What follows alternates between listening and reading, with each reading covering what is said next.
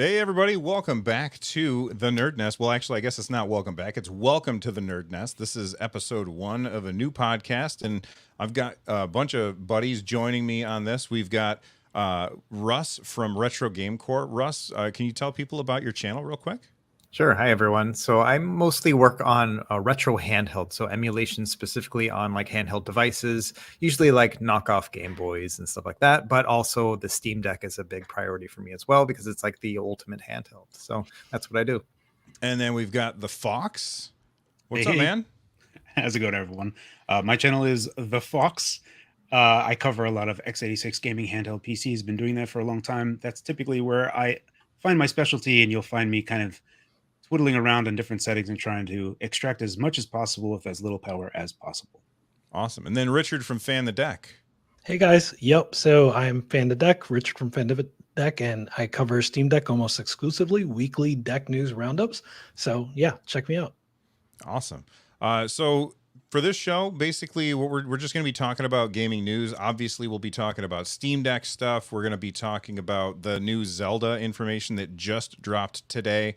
The Retroid Pocket Flip was announced last week, or not announced last week, but went on sale last week. And we've got new updates to drivers. And like right before the show, Fox was telling us all about a bunch of tech stuff that he found out about the Steam Deck. So we've got a lot of stuff to cover today, and I figured let's start off by talking about the games that we've been playing. Everybody, so I have to say that I have been playing a bunch of Resident Evil 4 Remake and Resident Evil 8 Village. I've been playing Resident Evil 8 Village on my PSVR 2, and it's really, really good. Like, it's my first VR game, or my first, not game, VR game, but my first experience with VR. And every time I put on the headset, every single time, I am blown away by how that looks. But that has taken a back seat to Resident Evil 4 Remake on the, I've been playing that on PS5, but it's available in a bunch of different places. Have you guys been playing that game at all? So I played through the demo. I shouldn't even say I played through the demo. I played the demo and I quit. I got about halfway through. It's too scary. Like, I love Resident Evil 4. I played that back in the day, but it took me 6 months to finish that game because I would play it like 20 minutes at a time and I'd just be like done.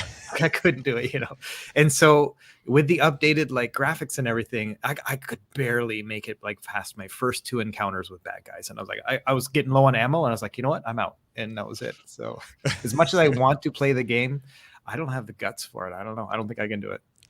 I had a similar experience with Resident Evil 8 in VR. Like in the very beginning of the game, you're in a car accident of some kind, and like then you have to like walk through the woods, and you see like a thing in the woods, and you're like, "Whoa, that's spooky." And then I come up, and this is very, very early in the game, and I came up upon like this little shack, right?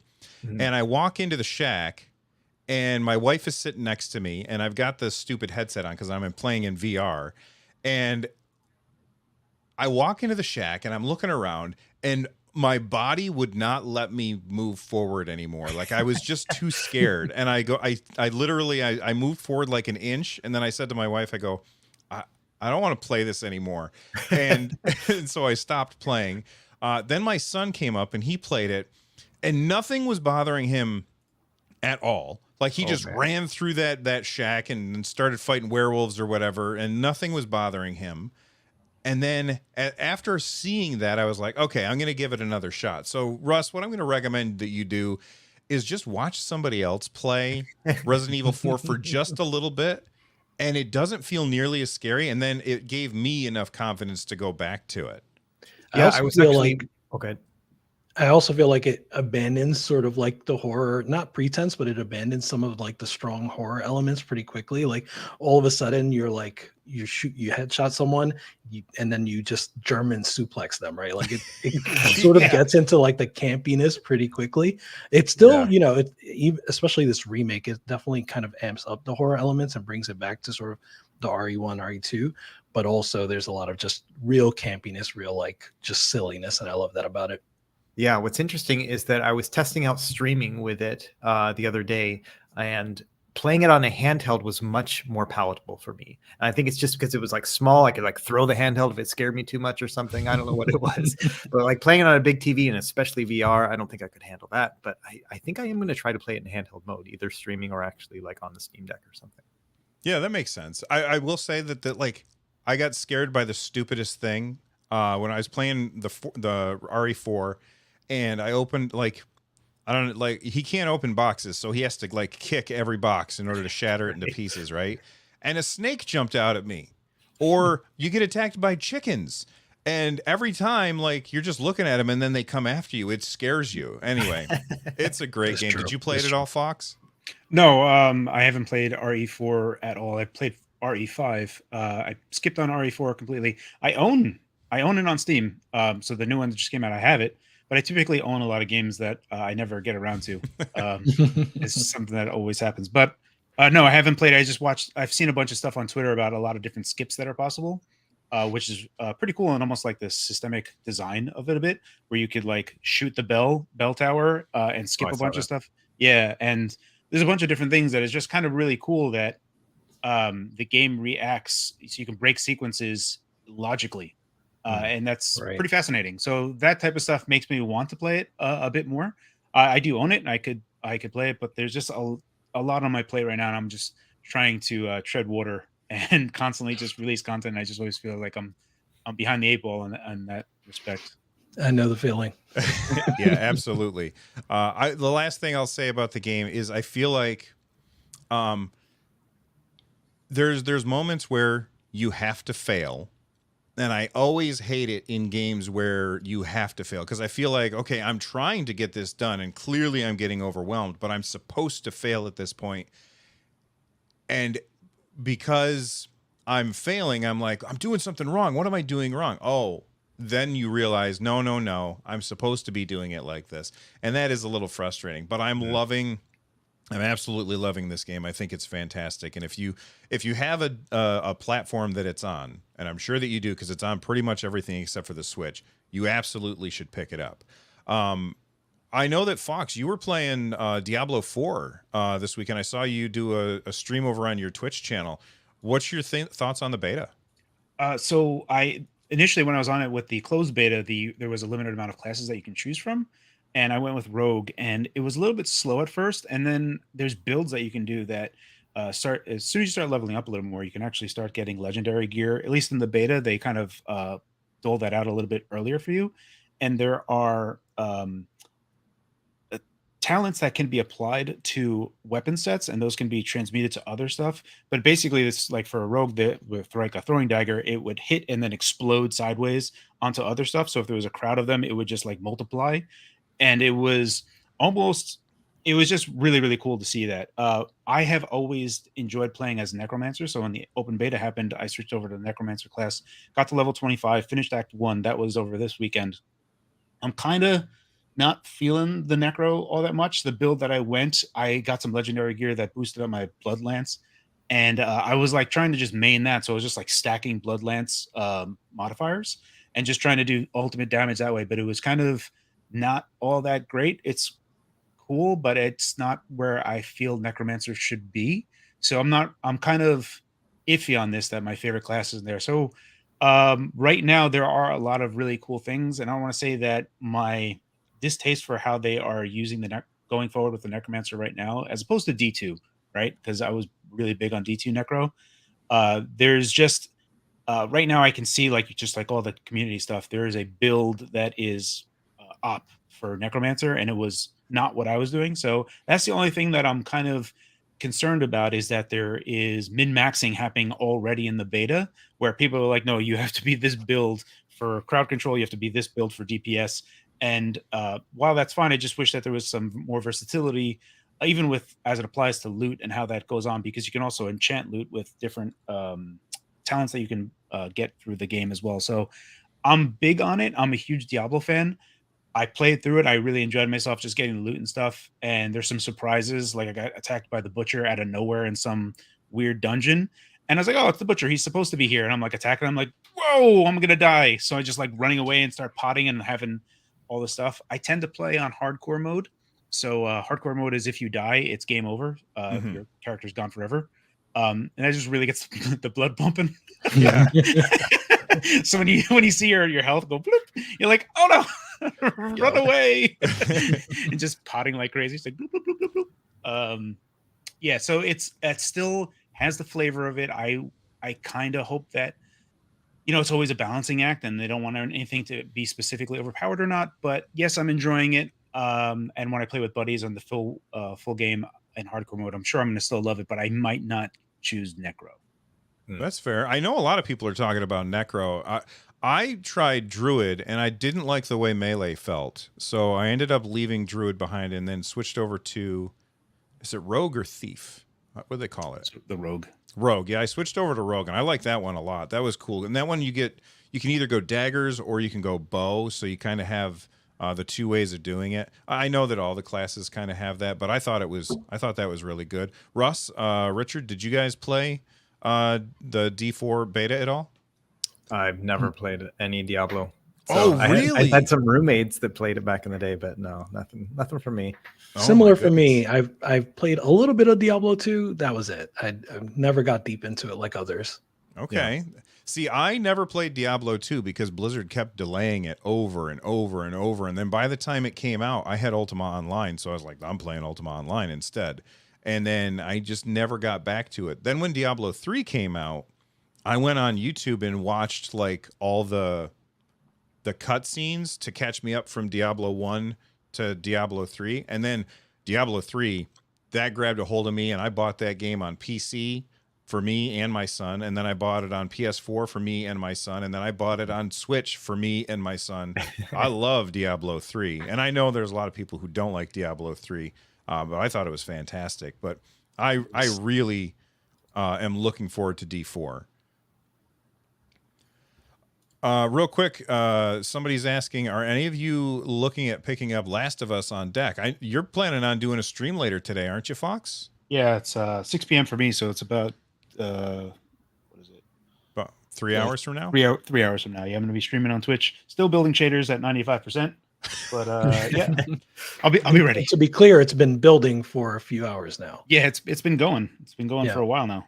Yeah, that's crazy to me that it's taken that long. Like, why? Okay, we're going to get into a super techie discussion. Fox, you want to explain what the hell that is happening there? Because that's 2 hours to build the shaders for this game is kind of crazy to me. And before you answer, Fox, how does this? Sorry, I just also want to ask kind of similar, kind of piggyback on that. How does this work with the pre-cached shaders that Valve has, right? So like once Valve has pre-cached shaders, will there still be a building shader process for the Steam Deck, or do you know? All right, so I wouldn't claim to be an authority on that particular part, but shaders are going to need to be recompiled for any driver updates that are going to be happening across different GPUs. So it will have to process those again. You're going to want to do this beforehand because you don't want this to be just in time, because that whole shader compilation process while you're going through a game is where those stutters are going to be coming into play, because all of that stuff got to get built and then get run on the GPU. So this as a preemptive shader build is something that is worthwhile and a lot of games should be doing. The one part of this that I'm not sure why it's taking as long as it is a question mark to me. I have no idea why this is taking as long as it is. Maybe it's just doing everything, every permutation of the shader that is possible, which might be really awesome, because then there's never going to be any shader stutter at all. So perhaps this is just an all or nothing type of thing. Call of Duty does this as well. A lot of different games are starting to do this, and it's something that is kind of necessary as we go forward. But there's, as it applies to the shader pre-cache comp that is done on Valve's side, they do a few different things that are there, and that has to do especially with DXVK when they're doing DirectX 11 to Vulkan. So those shader caches are actually pretty awesome for the Steam Deck to really streamline a lot of things and make things really fast. But that is a Sisyphean task. It's almost a Herculean task to Last of Us currently rated 36%. Yeah, I'm so far seeing that a lot of people playing on PC are having not a great time. It's really, really taxing. So it's going to be interesting to see how well this runs on a Steam Deck when I run this on Twitch, sight unseen. We'll just kind of just do it. I am on SteamOS 3.5, so whatever optimizations in the newest kernel there might hopefully get me across the finish line, but we'll see. There is a concentrated effort, I think, and I would say that Digital Foundry is probably leading the charge pretty hard in this case. And Alex Battaglia in Digital Foundry, he made a video kind of like just saying what PC games should be doing. And I can understand why devs might have a hard time with that, but Sony actually did it with what is the date? What is the post-apocalyptic other zombie Horizon? game? No, it's the biker one. Days Gone. Days Gone. There you go. Days Gone, actually, the settings, the PC settings for that are really, really good because you can see them updating in real time with a little, like, you see the world in front of you. So as you're ticking through stuff, there are some things that, like, settings wise aren't very taxing GPU or CPU wise. So a lot of those things you can just max out, and then you find out that, like, shadows and other stuff are really what kill you. But yeah, so it's kind of a juggle. And then there are some games that you look at the type of shader work that RDNA 2 excels at and what it doesn't excel at, specifically like compute shader work stuff, is falling behind. And not that I would say I'm an expert in anything because I'm reading up on that, but yeah, you look at the work that it's in Returnal specifically, that is a monster on GPUs. I have a 4090, and that is just destroying it GPU wise. You run the benchmark and it's still GPU bound. I run at 4K at max settings. 4090? Yeah, so I'm running 4K max settings across the board. But you can, like, you just look at it. It's just the GPU is like 100% and the CPU is like 20%. It's just like, yeah, whatever. Wow. GPU is just like muscling through it. So yeah, the same thing happens on the Steam Deck as well. Is that you find that the type of GPU work that Returnal is doing is very, very taxing on the Steam Deck. RDNA 2 is very vertically oriented in like being able to handle a specific type of shader very fast. And in those games, it excels. Awesome. And very, very interesting high-tech info. For more of that, make sure you guys go check out The Fox on YouTube. Somebody added this to the show notes. I don't know who it was. Luck Be a Landlord? What's that? That was me. All right. So talk about this game, man. So I'm always looking out for like weird gems. And you know, the thing with games like that is that it's going to appeal to some people and it's really not going to appeal to others. But this is a roguelike deck builder, but the deck you're building is like the items in the slot machine. And so every turn you get a chance to add a new item or skip and spin. And you get this sort of like, you know, pea brain, baby brain to galaxy brain process throughout the game where it's like, you know, I cherries are weak. Oh wait, cherries are actually pretty good. Oh wait, no, cherries suck. You go through that process, and it's really fun. There was a part where you unlock endless mode where you got to pay your rent to the landlord, right? So that's what you're spending for, is to make money so that you can pay rent to your landlord.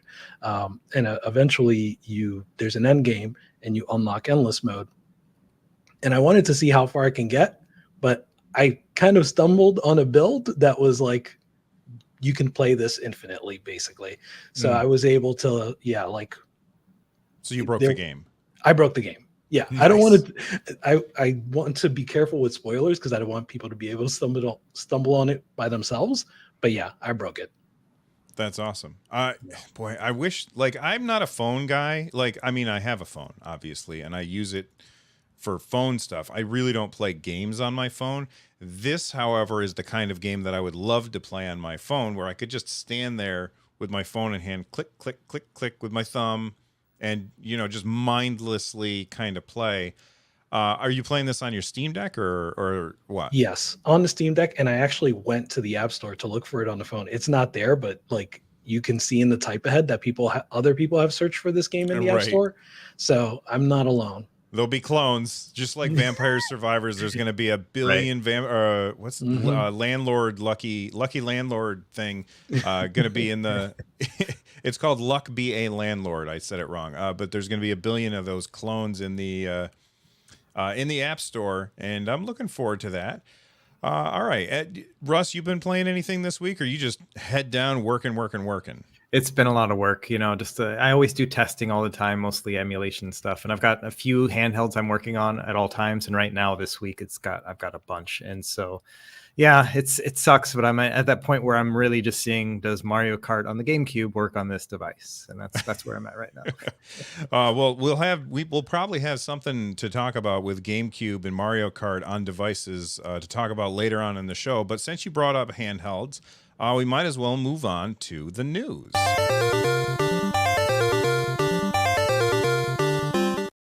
All right, so Russ is on the show and he loves handhelds, and Fox talks about handheld stuff all the time. Richard and I really mostly just focus on the Steam Deck when it comes to handhelds, but I'm branching out and I decided I'm going to pick up the Retroid Pocket Flip, which I love the form factor for this. I'm not a fan of the circle pads. We'll talk about that in a second. But the Retroid Pocket Flip got announced, and this thing looks really, really cool. I love the clamshell design. That's one of my favorite things about the DS line was the clamshell design. And I have to be honest, I really don't play emulation with sticks very much. Most of the time it's D-pad stuff. We're talking NES, SNES, like that kind of thing. So this seems perfect for that. And I think a lot of people might wonder, okay, why would you get this if you have a Steam Deck? And I'm going to open that up to the panel here in a second, but I figured what I would say is, why would I get this instead of a Steam Deck? And it has everything to do with pocketability. I love the Steam Deck. It's fantastic. It's a really, really great system. It's also huge. And I have to make a decision when I leave the house. Am I going to bring it with me? That's a thing that goes through my head. Am I going to bring the Steam Deck with me? For something like the Retroid Pocket Flip, I feel like there's never going to be a time where I leave the house and don't take this with me. So that's the reason I feel like I want to pick this up, because I think that it's a good pocketable device, where the Steam Deck is obviously more powerful, but it's not pocketable. I mean, unless you're wearing those 1990s big jeans that we all, well, I didn't wear because I was more of a grunge kid, but those kind of the clothes. So Russ, as our handheld emulation expert, what's your thoughts on the Retroid Pocket Flip? So it's interesting. I think when you're talking about your question of this instead of the Steam Deck, I think the real question is in addition to the Steam Deck. Yes, right? Because it's one of those things where the Steam Deck has its own kind of use, and I think the Retroid Pocket Flip is different. For example, the Steam Deck can obviously play Super Nintendo games, and they actually look pretty great. I never play Super Nintendo games on my Steam Deck. Like, I have so many other different ways of doing that. And for me, something like the Retroid Pocket Flip would be a better kind of use in that kind of form factor, at least for me. One of the interesting things about this too is I'm really curious about how this is all going to play out, because everyone who seems to be very interested in the Retroid Pocket Flip are people who want a clamshell, specifically because maybe they love the 3DS or the old Nintendo DS. But this chipset's not going to be very great for playing 3DS games. And it doesn't have the dual screens and all these other things, And so I wonder if people are going to get disappointed by just their own expectations of what the device can do. And so once I get my hands on the device, I'll really kind of run through its paces and show, what the ideal use case scenario for is. And so I'm just speculating myself, but I do think it's going to be a great retro gaming machine, not necessarily for the kind of clamshell gaming that you might be used to, but for all the other stuff, I think it's going to be great. Yeah, for me, I like the clamshell, not for, like, I'm not getting this with any kind of thought that I would play 3DS or 2DS or those kind of games. I like the form factor because it protects the screen, and an extra case is not needed. Right. Yeah, absolutely. It's going to be interesting because it has those kind of push out points around the analog triggers. And so it may not slide as easily into the pocket as, some people might expect. And so that's another thing I'll be really interested in seeing, is specifically how is it going to feel in the pocket? Because, a clamshell is made to be pocketable to carry around. So absolutely. Which one did you get, by the way? I know you got two of them.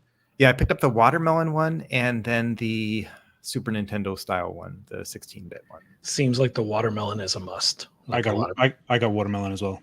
Yeah. Me too. That's the one I went with as well. I was like, if the watermelon is sold out, I'll go with the 16-bit US because I have a lot of nostalgia for Super Nintendo. Yeah. But I thought that Sport Red was going to be super popular, and I was also like, I don't want to get the Sport Red. Like that's not for me. But I thought that one would be more popular. So, Yeah.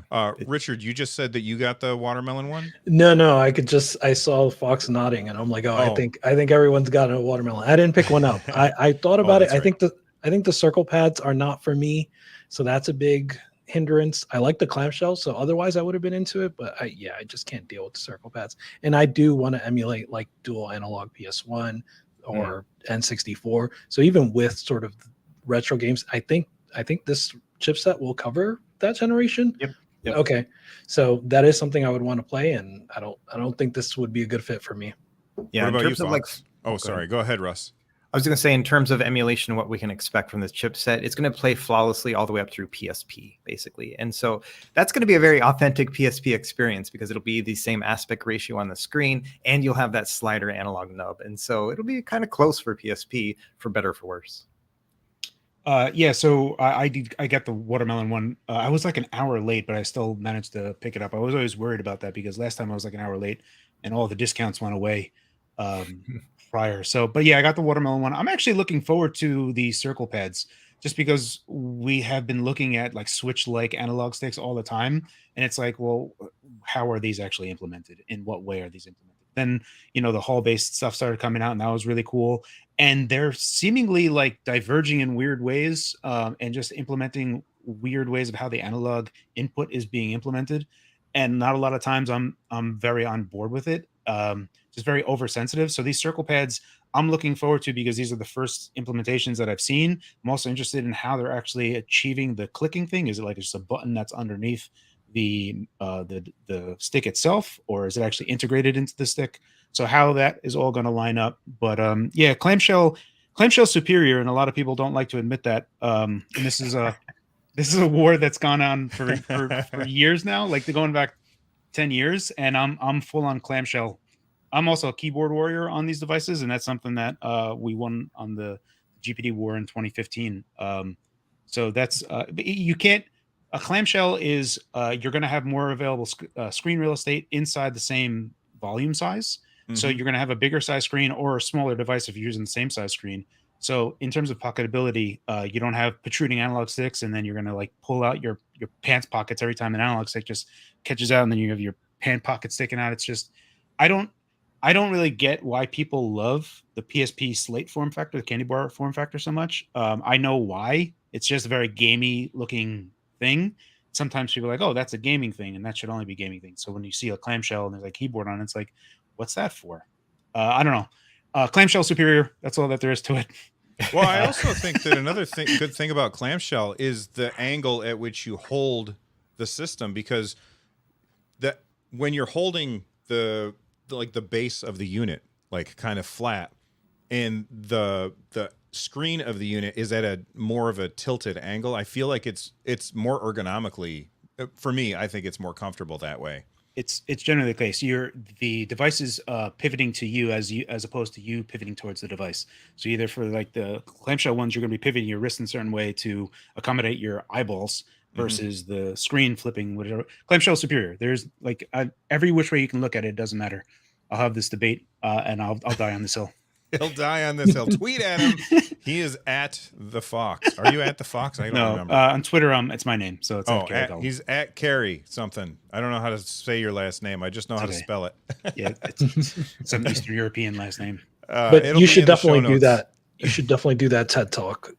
Clamshells are superior. I would watch it, and yeah, we can just go through it. It's like super simple.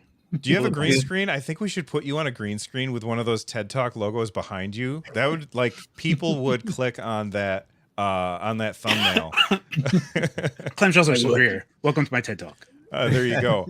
Okay, let's move on and talk about real quick. I think maybe looks like we've got Zelda gameplay. We definitely got to talk about that. The Zelda gameplay got shown off today.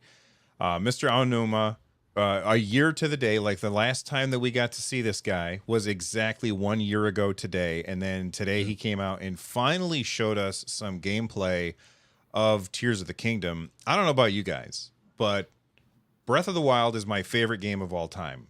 And I absolutely loved every second of the 200 plus hours that I spent playing that game. I loved it. It was awesome. When I finished it the second time, I said, no notes. I didn't have any problems with it. I know that there's a lot of contention about like breakable weapons and dungeons and that kind of stuff. But for me, my favorite game of all time. So when they announced that it was getting a sequel, I was like, take my money, Nintendo, take it right now. So I was very, very hyped for this. But everything that they've shown us has just felt like more Breath of the Wild until today. Today, finally, I was like, oh, okay, they're doing something different. And I really found it interesting. So, Russ, we were talking before the show, and you and the Fox were both like, get these breakable weapons out of my face. And Nintendo kind of leaned into the breakable weapons because they picked up a branch and then they like it almost immediately broke when they were fighting a thing. Like it was within seconds that thing broke. But then things changed a little bit. So Fox, you've seen it, right? I have, yes. Okay, what did you think? Because you said that you don't like the breakable weapon stuff. I'm not a fan of some weapons breaking. Some of the stuff that they break a little bit too fast, and I think that I can understand from a systems design point, a game design point, where they're saying, we can't just allow someone just to mash A and beat these people, especially when we have a big systemic design where you can actually do really cool things like throw a sword during a lightning storm and then just have that be a point where electricity sparks and blows up. Mm-hmm. I get that, and you're forcing people to think. The problem is that a lot of people are being forced into a thing without really understanding that. So it's a very frustrating experience for them because they just want to mash their way through it. So the fusing system to me feels like a way that is like even more apparent on the branch won't break, a regular branch won't break. The way how they're doing with fusing is a compromise because of how quickly and fast that they're allowing people to just be like, well, put this boulder onto a stick, and then all of a sudden the durability is way up and the damage is higher. So they are they're making mundane items around you have more value. They're increasing the value of mundane items, whereas prior to it, you had to like scout things out in Breath of the Wild. You're like, oh, there's a hill and there's boulders up there, so let me go run up that hill and then I'll push these boulders so that they hit people, the enemies down below, and take them out. Or you're trying to court other things so that they hit each other and then they start fighting each other. The problem with that is that it's requiring too much of the person. And while I did like it, having the Master Sword stop working is something that is just nonsense. And especially, I'm saying this because I'm in agreement with you, Bill, because I played through the normal mode and then I played through Master mode with the DLC. So I beat it twice. And in Master mode, the trial is unreal difficult because I didn't finish the trial. I did. So when I did all that and then my sword still breaks, I'm like, hang tight. That was hard. That was challenging. This should no longer break in Master mode. I deserve this reward. Stop it. I can agree with that. Yeah. So, but it was on real hard, especially with how fast they regen health when they're no longer being hit. So now you have to keep up the pressure. You don't have a lot of stuff. You're really maxing out the systems that they designed. And I can understand why people don't like it. There are some aspects of it that I also agree with people that sometimes the durability is just way too tuned up to just breaking and disintegrating. So you're just kind of just constantly going through and just trying to break stuff. You're just whittling through your weapon supply, and I get it, but at the same time, I think it was a little bit too much. And it's almost very quick. It's almost like Microsoft's problem in terms of having this myopic closed thing, because these people that are developing the game are getting so good at the game that there's like, oh yeah, who cares if it breaks? I know what I need to do here. I got that. And they become so like the Microsoft effect is where like, well, yeah, of course I have 7 CRTs. Who doesn't have 7 CRTs in their house? Like that's just normal. So there is the sense of where they're looking got out of sync with the public, and they just gave this to everyone, and I really enjoy it. But I enjoyed Breath of the Wild more because of how much it felt for me, like the original Legend of Zelda, when I was a kid, when I was playing Legend of Zelda, and I would walk into a new place and it would just be empty, and you would see just 3 bushes, and you're just like, what are these 3 bushes? What do I have to do with them? So you're like burning them, and you're trying to do something, and you'd get rewarded by doing stuff with them. And then like Breath of the Wild, for me, I'd just be running and I'd look to my right and I'd see 3 trees on a cliff. And I'm like, well, I'm going to spend an hour running over there. I got to figure out what's going on with these 3 trees. Did you get that feeling from the Tears trailer? Because I did. I got so for me, yeah, it's the whole thing of the original Legend of Zelda just like sucking me back like Ratatouille, like you're going back to being a kid. And I think for a lot of us, and especially when we talk about retro gaming stuff, that nostalgia drip that we're all like craving, and that fleeting sense of like, remember that time? Yeah. So that's why I love Breath of the Wild. I do agree with people that the durability needs to be tweaked, and I see this fusing part of it. For sure, I had commented on this before as well. The choo-choo jellies in Breath of the Wild were like just screaming to be attached to arrows. Like, how could there have not been a simple crafting system? Or the swords. Like, I have a sword. Why can't I make a fire sword with a fire choo-choo jelly? Like, this seemed like patently obvious that it was like, oh, you know what? They're going to come out with DLC because there's not even enough shrines to max out your hearts and max out your stamina wheel. You're still going to be either full stamina wheel or not enough hearts. So there's going to be another DLC. And I think when they were making Tears of the Kingdom, they were just like, nah, we're not going to make another DLC. We're just going to make a new game. And we're just going to trigger everyone's OCD forever. But the hearts don't go all the way to the edge. The rows don't match. Oh, I guess I got to start all over. Yeah, I can see that. I will say that, like, what was it? Like, Mr. President Tom in chat, he said, I found myself storing cool weapons in my inventory because I didn't want them to break. Yes, there should be a way for you to, once you found it, to be able to craft a weapon. Like, that's one thing that I did exactly the same. I was like, this sword looks cool, so I'm not going to use it. And that's terrible game design. But I mean, it's not their fault. It's my fault that I didn't use it. But it's like, that's not a good way to do it. I do see what they were going for in that respect, right? Is not just what Fox, what you were alluding to, but also when we're talking about that Legend of Zelda feeling, there's a sense of embracing like the unknown. And I felt it immediately when, what was the rewind, right? So in the rewind feature where you're kind of going up into the sky, and like we found out later on that you can just glide from the sky back down. But when I first saw that, I didn't know how this person was going to get back down. But like, that's the feeling I feel when I play Breath of the Wild in the original Zelda, is I don't know exactly what I'm stepping into and how to get myself out of it, but I can't wait to just dive into it anyway. And it's a little bit different from like FromSoft games or, you know, Souls-like games where it's like, I'm a little afraid, let me get a little more prepared before I jump into it. Whereas Zelda is just, I'm going to jump right in. And that's what I see a little bit with the weapon degradation too, is if you embrace it and you're just like, I'm going to use the right weapon for the situation, and it doesn't matter if I lose it, I'll find it again later or something like that. That's where you start to get more of that flow state for Breath of the Wild. But it takes a lot to get into, I think. So one of the things that you missed out on, Russ, because you haven't watched it yet, is they have this system where you can take things that are around you and combine them. And one of the things that they did is like they found a long stick and then they found a pitchfork and they combined them together to have a really, really, really long pitchfork. So you could poke enemies from really far away. So I love what they're doing. And then the way that you can like make vehicles and stuff. I can't wait to play this game. I'm going to pre-order it, and I know I never pre-order games. It looks so fun. I can't wait for it. Russ, are you going to pick it up, or you had enough the first time around? Honestly, you guys are kind of blowing my mind right now. I never really associated the original Legend of Zelda with Breath of the Wild, to be honest. Like, I remember the original, obviously, and the exploration kind of aspect of it. And I never really associated that with Breath of the Wild. For me, it was more about, okay, I need to follow the story. Like, what's going to happen, like, in the end, that kind of thing. And so I was, even, you know, when I played through the game, and I probably spent maybe 40 hours with it altogether, I was just trying to get to the end game, you know, like that's really what I was focusing on. What are the stories, you know, who are these characters, stuff like that.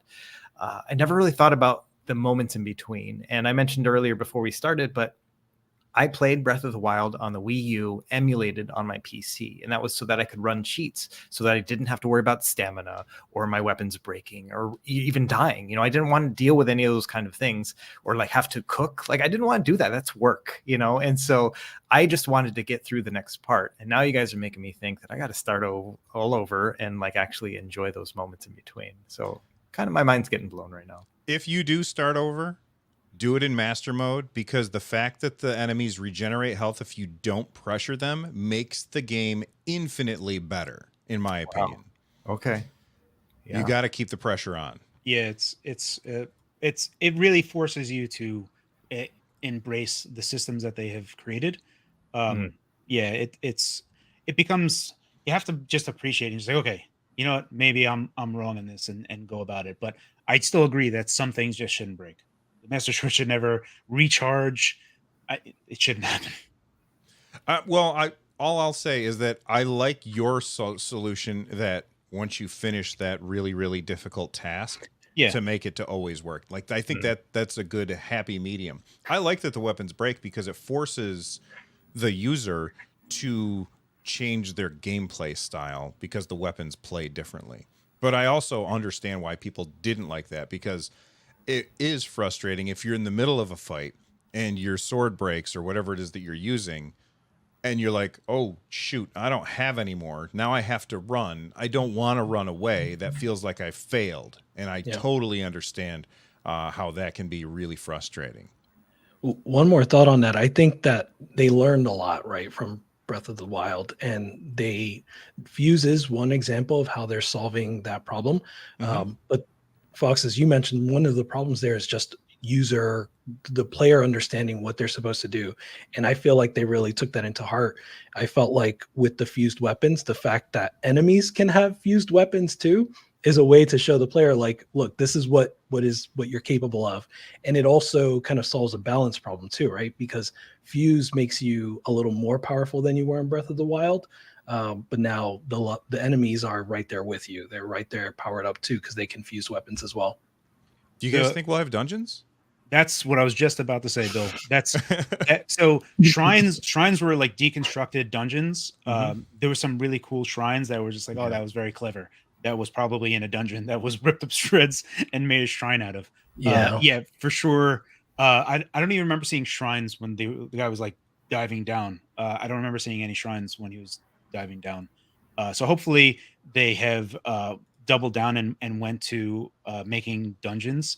If Tears of the Kingdom has like legit Zelda dungeons, then I'm going to be even more on board, because the shrines and the dungeons were weak in Breath of the Wild, and I don't think anyone could really defend that stance. They were probably the weakest part of the entire thing. So that's something that I really hope that we get to appreciate again, is a resurgence of the importance of dungeons and theme dungeons and how they all play into the mechanics of what's going on, and teaching the player through dungeons what is valuable about whatever item you're getting in the dungeon or whatever, or how fusing is supposed to be better in some specific situations. It's the old Miyamoto rule of three type of thing. Yeah, I feel like the thing is that you don't get new abilities in Breath of the Wild. So when you go into a dungeon, like in Zelda, generally, what you do is you go into a dungeon, and then in order to defeat that dungeon, you have to like unlock the thing that you found. Right. And then you defeat that dungeon, you come out, and your character is more powerful because you found a thing that makes you more powerful. In Breath of the Wild, they were like, at the beginning, here's all of your stuff. Yeah. And you have that for the whole game. And I would really like to see the ability to have these items that you get and then defeat a dungeon. But because the world has so much that you can do in it, I almost think that the only solution is to have that item restricted to being in that dungeon. So you go into the dungeon, you use the thing, you defeat the boss, and then in order to leave, you got to put the thing like in a like Indiana Jones putting the thing on or whatever. I follow what you're saying. Yeah. Yeah. In order to get back out. And that way you can't break the rest of the world with the thing that has mechanics made for that dungeon. Right. I follow you. Yeah. I have a little off. No, I have a little dungeon hopium I could be Okay. reading too much into this, but the ascend power, when they were talking about that, the power where you can, as long as there's a ceiling above you, you can kind of transport or teleport up to above the ceiling. I felt like they were alluding to the fact that there's more intricate cave systems in there, and I wonder if that could lead to dungeons. Yeah, that makes sense.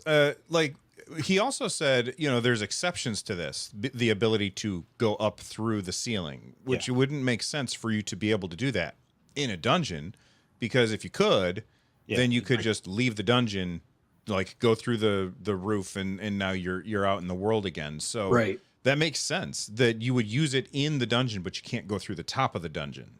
I'm totally looking forward to the part where you can like see into a cave, but you can't go into it. So you have to like go find where you have to get underneath to transfer up into the hidden area. That's what I expect. That's why as soon as like there's totally gonna be secrets that you can only find through ascending through them, and that's the like the special Zelda stuff that For sure. yeah, the Zelda fanfare, the whole bit just feeds the brain. So the brain's like, here's some dopamine. You heard the jingle.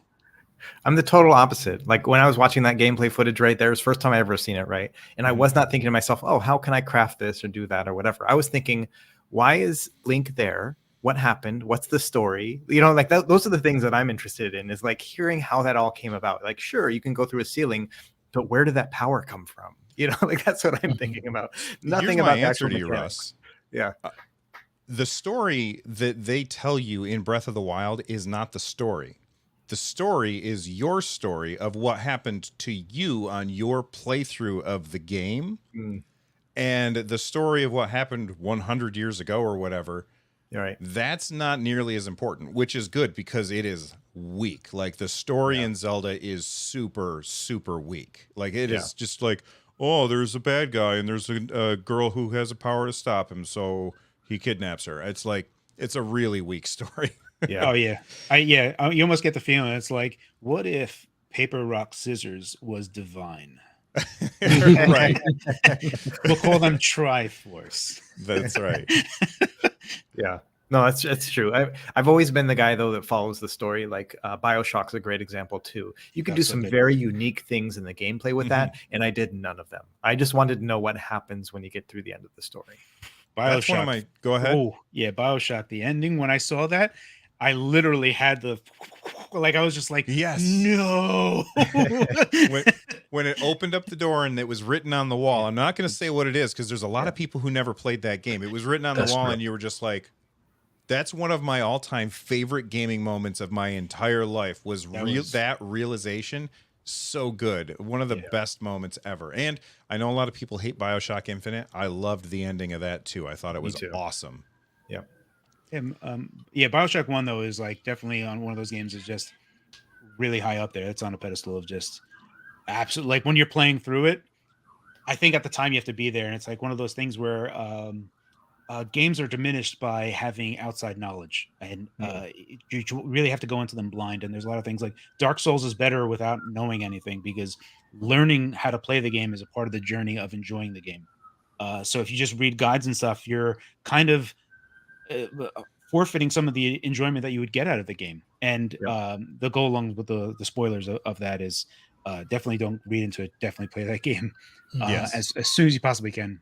And it plays wonderful. If you have a Steam Deck, which I think a lot of people who are watching this probably do, it plays really, really well on the Steam Deck. Although 2K, they kind of screwed up one thing by introducing a launcher. I made a whole video about it. It was really irritating that they did that, but you can still get around it. I think I can't remember if Valve fixed it or if like there's just ways around it, but there is a launcher issue with that game, but I played it on the Steam Deck and it runs really, really well, as it should, because it's really old.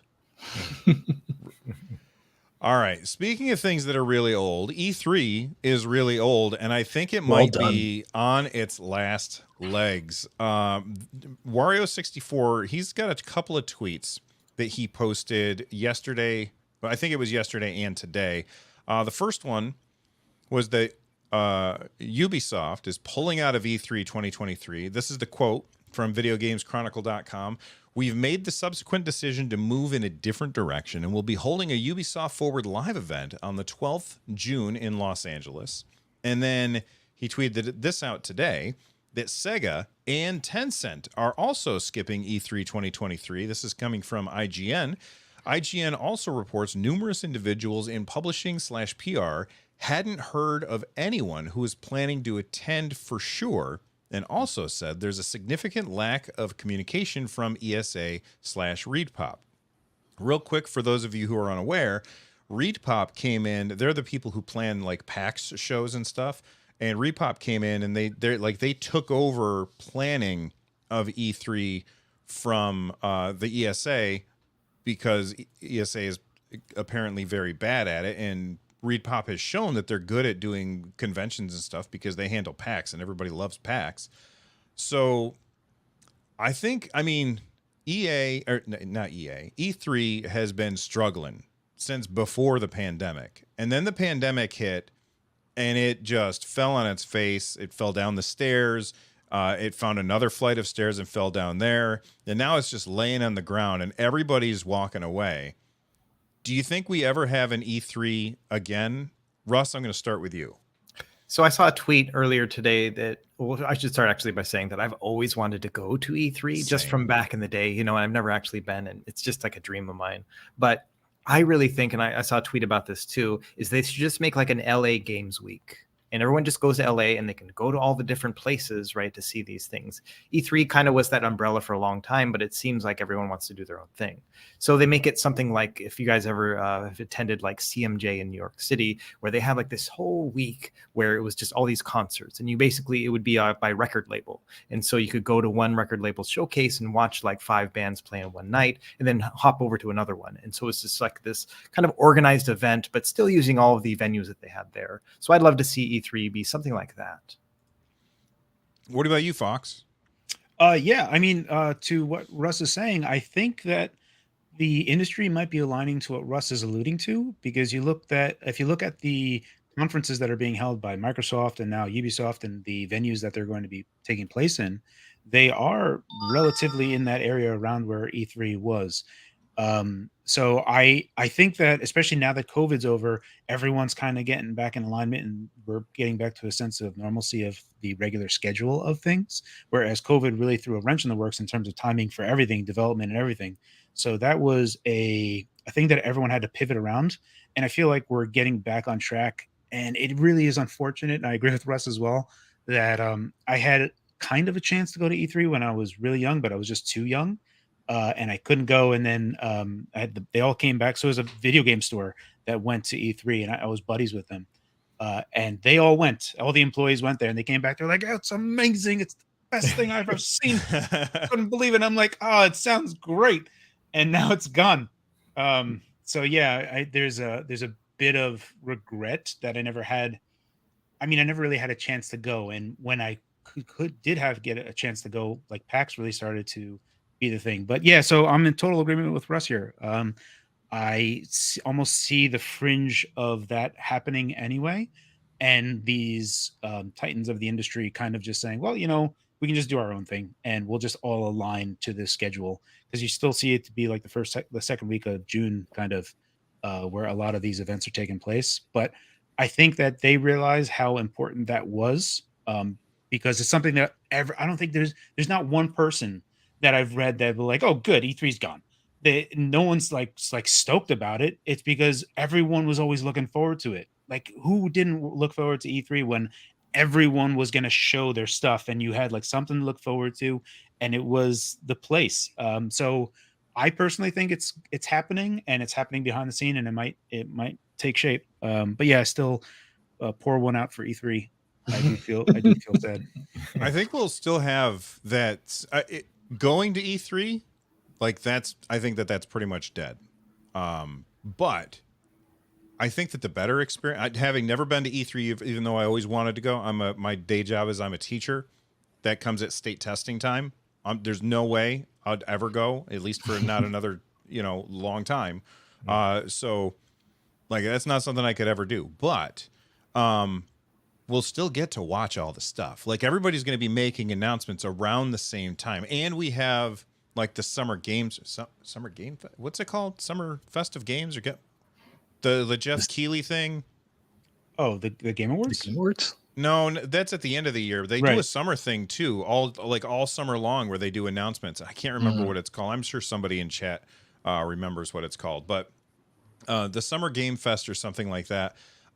We'll still have all of that, but the one thing that I wonder about, and I only thought about this halfway through, and then I want to hear what Richard has to say, is Microsoft and Sony and Nintendo and Ubisoft and Sega, like they can afford to do their own thing. How do we get the eyeballs on the indies? That's the thing. Like a lot of indies, they get shown off at E3 because they get a booth and people get to see it. Does that have to move to PAX instead? What do you think, Richard? I would say it's already there, right? So that's my basic thought, right? Like, is that these titans of the industry, as Fox said, they don't just not need ESA anymore. They don't need each other, right? Like they don't need each other to bolster their presence. They can put on their own conference, and even if it was just like E3, people would go see that conference, not the same volume, but people would go there, or people would watch it virtually, whatever option they provide. But if Activision did that, they're going to have a huge audience. But you're right, it's the indies that don't, and I think that PAX East does that. I think also we're starting to see a lot more smaller, like niche virtual conferences. One of my favorite times of the year, what's the name of it now? I'm going to forget, but there's a boomer shooter conference. Does anyone know what I'm talking about? I've never heard of this. So it's a boomer shooter conference put on by like 3D Realms and New Blood, and they do it every year. It's virtual completely, but it's all retro styled shooters, and I love it. It's similar to Next Fest. They usually have demos around that time, that sort of thing. So I think we're going to see more of that too, where like niche interests have more virtual conferences, and it's going to be like more democratized in a way. And so I think PAX East, certainly we're about to get a lot of, I think, coverage from that now that that's already done. But like Steam Deck HQ went to PAX East, and he talked to a lot of people there. So I think that's a big one for sure. Okay, cool. So Kevin Warmer in chat says Devolver Showcase and the PC Gaming Show. Those are, correct me if I'm wrong, those are all virtual events anyway, right? Like it's just a video that we watch. I always know that Day 9 hosts the PC Gaming Show, and I watch it sometimes. It's always aligned with it. I always thought there was a theater that it was in. Oh, okay. But it might have been virtual the past few times. But honestly, I'm not 100% on that. But I do know that Day 9 always would host it, and I would always watch it. There's the part of me that feels that it was physical at one point in time, but it makes sense to be virtual prior, like just recently. The show I was thinking of is called Realms Deep. So they do that every year. Again, kind of, I think 3D Realms is the main sponsor, but it's all sorts of classic shooters. That's super interesting. I've never even heard of that, so it's definitely something that I want to check out. All right. So speaking of things that I want to check out, have any of you guys get access to Counter-Strike 2? Everybody says no. Okay. No. Well, I guess that we none of us have opinions on it because we can't play it. Are you guys interested in it? I am. Go ahead. Yeah. I'm a lapsed CS player, so I was big in 1.6. So I haven't really played in a long time, but during that time I was really into it. And yeah, all of the feature trailers look awesome. Like they're really putting a lot of love and work into it. So I'm excited about it. I think I'm going to, play hard for a weekend and then drop it again, but I'm really excited for that weekend. Russ? I was just going to say, I don't play any PvP shooters at all. It gets my blood pumping like way too much. Like I just start getting like panic attacks. I don't like it when there's somebody else on the other end of the screen. And so, for me, I've never been able to do it. I mean, I've bought Counter-Strike, I don't know how many times, over the years, and tried playing it. Every time I can't do it. So it'll be interesting. I'll definitely use it for benchmarking at some point. Ah, nice. There you go. I will say that this volumetric smoke, is this something that's in games and nobody's talking about it before? Because this looks amazing. Not to this degree that I've ever really experienced in a PvP shooter. Like I've seen flashbangs and I've seen smoke and stuff, but not to this degree, especially where it reacts to punching through the smoke. Yeah. Usually it's just there and it has to dissipate.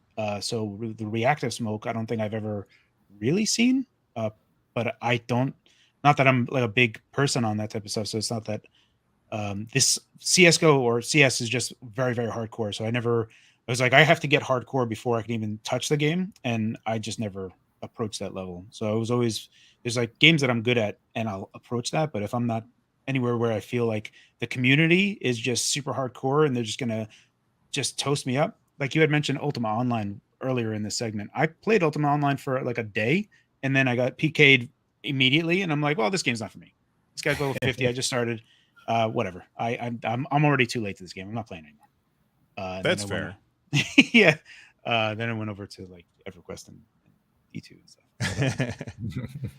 Well, I think that the smoke looks super cool. The way that like you could throw a grenade and burst through the smoke so that you can see on the other side, like that's really, really cool. And I hope that comes to a lot of other games as well. All right, real quick before we get out of here, it looks like the Microsoft acquisition of Activision, the dominoes are falling, and it looks like it's going to go through. Do you guys think that that's actually going to happen? I think it's going to happen. Yeah, an agreement. Taking a look at all the different things, the CMA agreeing, the government of Japan just agreed. Mm-hmm. It just seems like everything is just like finally like aligning into place, that it's finally going to happen. Russ, Richard, anything? Yeah, no opinions really. I just kind of, it's one of those things where I'll watch how it falls out. I can't really make any prediction, but it'll be interesting at least. Yeah, I have mixed feelings about the acquisition, but I feel like I feel like I can think of pros and cons to both sides, and I fall on this being the least of the bad, two bad situations. This the least bad of them is the acquisition going through and Activision having new leadership and things like that, and hopefully kind of re-injecting some, I'm not going to say innovation because they've been fine with innovation, but re-injecting some, I don't know, some more passion again into the games they've been putting out. All right, before we get out of here, guys, tell us about your latest videos or your upcoming videos that you have coming out this week or whatever. Fox, start us off. So the last two videos that I did were on GPD's newest products that they are coming out with, the GPD Win Mini, which is a return to the GPD Win 2. That's super exciting. They also told me I could just talk about the GPD G1, which is a portable eGPU solution using AMD's latest mobile GPU, and that supports both Thunderbolt via USB 4 as well as OcuLink, which is really cool. So those are the videos that I just did recently. I'll be streaming on Twitch with the last of this on Steam Deck later today at 6 p.m. Eastern Standard Time. And then I have some other videos that I'm going to be talking about SteamOS 3.5 in a little bit, but there's some other videos I'm going to be doing, and that's all from me at the moment. Richard, what's your latest video or your next one? All right, so the one I just put out yesterday was Steam Deck gets a critical new feature. The main story there is Decky Recorder having now the ability to save clips. I like that. That's probably the biggest community feature for me that has been implemented since Steam Deck launched. Yeah, that's something I've really been wanting, and I expected Valve to do it, and maybe Valve will be doing it. But that's a big one for me. And then next Monday there should be another Steam Deck news roundup coming. Awesome. Russ? So I just finished one this morning about the Absolute handheld, spelled ABXY Loot, and Fox did a video on it. And I watched all of Fox's stuff, learned a bunch about it, and then made my own video, and I forgot to mention Fox in the whole video. So I'm just going to say personally, sorry, I forgot to say that I learned a bunch of crap from your video and put it in mine too. But anyway, I'll put it in my description when we're done with this. But then also, the 3DS eShop closed yesterday. And this is now my time that I feel like Nintendo has abandoned that device. And I feel like I'm comfortable now with doing some videos on it. And so I'm going to start working on that this weekend. I've never, I own a 3DS or 2DS XL, and I've never actually done any sort of jailbreaking or modding to it. And so I'm going to be learning all that. And then I'll start making videos after I kind of get my feet in the water. And then on top of that, EmuDeck is coming out with updates very soon, and so I'm working with the team there. They're both launching a new update on the Linux side and Steam Deck side, but then also a Windows version that they've been working on for a while. And so I'll probably have 2 new videos on EmuDeck here coming out here pretty soon. And I totally forgot that Dolphin was launched on Steam today, and we were going to talk about that, but I guess that'll have to wait until next episode, or maybe I'll put out a video about it later on this week. So there you have it. Thank you guys for coming on the show. Just remind everybody where they can find your stuff. Russ? So I'm on Retro Game Core, either retrogamecore.com for my written guides and website, or then on my YouTube channel, also Retro Game Core. And Fox? I am on YouTube. You can find me at The Fox on YouTube. I'm on Twitch with Fox TV. And on Twitter, I'm Carrie Gullum, my name. And in 2 hours, he's going to be live on his Twitch channel playing, I forgot what now. Last of Us. Did it finish? It finished. Shaders are done. Nice. We were waiting to find out. And Richard, where can people find all of your stuff? At Fend a Deck, especially on YouTube. There you go. All right. Thank you guys for hanging out with me on this first episode of the Nerd Nest podcast.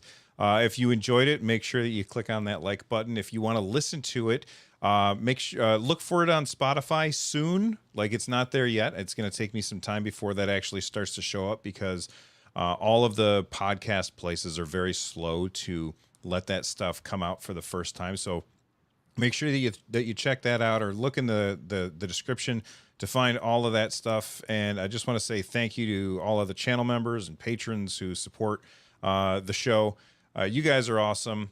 And make sure that if you haven't already, check out the Fox, Fan the Deck, and Retro Game Core on YouTube, because their stuff is absolutely fantastic.